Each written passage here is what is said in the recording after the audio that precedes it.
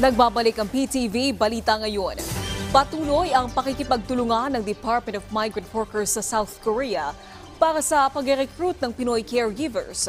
Ayon sa ahensya, nasa 100 Pinoy caregivers ang kukunin ng South Korea sa ilalim ng employment permit system.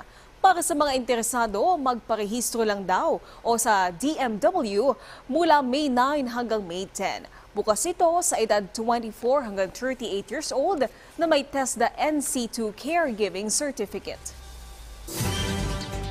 Nagbabala ang Land Transportation Office sa modus ng ilang online scammer na ginagamit ang pangalan ng ahensya. Ayon kay LTO Chief Assistant Secretary Attorney Vigor Mendoza II, modus ng mga scammer na magpadala ng link o text message sa kanilang target para sabihin umano na sila ay may traffic violations at kailangan magbayad ng multa. Sa ngayon, nakikipag-ugnayan ng LTO sa PNP at online payment companies para matukoy ang nasa likod ng iligal na gawain.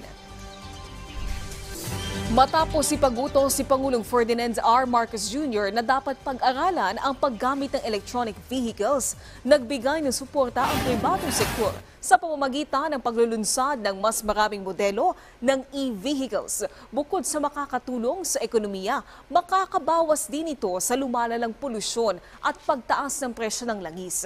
Noong nakaraang taon, dumalo din mismo ang Pangulo sa paglulunsad ng e-vehicles ng kaparehong kumpanya.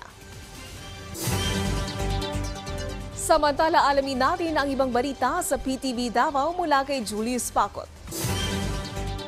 Mayong adlaw, nagpahinumdom ang Philippine Health Insurance Corporation kon PhilHealth sa ilang mga miyembro o sa ilang gideklara nila mga dependent nga adunay benefit package nga nagkantidad og 8,450 pesos ang PhilHealth nga mamahimo lang magamit kung gikinahanglan silang ma-admit sa PhilHealth accredited health facilities tungod sa heat stroke o heat exhaustion nga resulta sa kainit nga dala sa nagapadayon nga El Nino phenomenon. Sumala pa ni PhilHealth Chief Emmanuel Ledesma Jr. nga makonsidera kining isip medical emergency ang heat stroke nga posibleng masinati silang mga miyembro sa outdoor worker, athletes, edaran, bata, buntis o mga individual nga adunay chronic medical conditions. Busa gawa sa pag-inom kanunay og tubig ug paglikay nga ma-expose sa sobrang init nga panahon, gawag usab sa PhilHealth ang publiko nga pahimuslan ang libreng consultations ug check-up ubos sa konsultasyon sulit at tama package sa PhilHealth. Labi na kung makasinati og mga simptomas sa heat exhaustion sama sa kakapoy, pagkalipong, sakit sa ulo ug pagsuka-suka.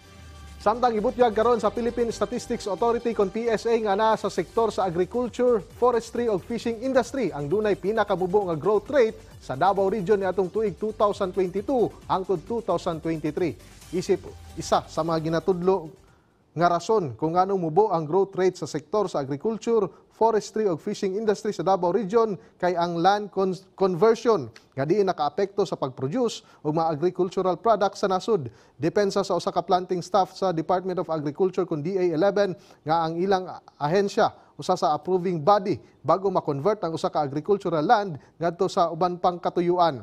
Ana usab kini sa balaod nga depende nga dili pwede i-convert ang mga prime agricultural land ngadto sa subdivisions kon industrial land. Ang maong buhatan adunay ginabuhat nga pamaagi alang sa sektor sa agrikultura ug mingtabang usab kini sa makaproduce pagbalik og high value crops sama sa Cavendish banana ug banana growers sa nasod.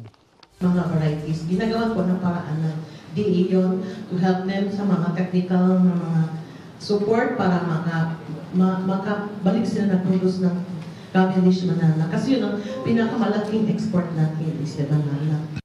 Ug mao kadtong mga nag-unang mga balita gikan dinhi sa PTV Davao. Ako si Julius Pacot. Mayong adlaw. Daghang salamat Julius Pacot. At yan ang mga balita sa oras na ito. Para sa iba pang update, i-follow at i-like kami sa aming social media sites at PTV PH. Ako po si Naomi Tiborcio para sa Pambansang TV sa Bagong Pilipinas.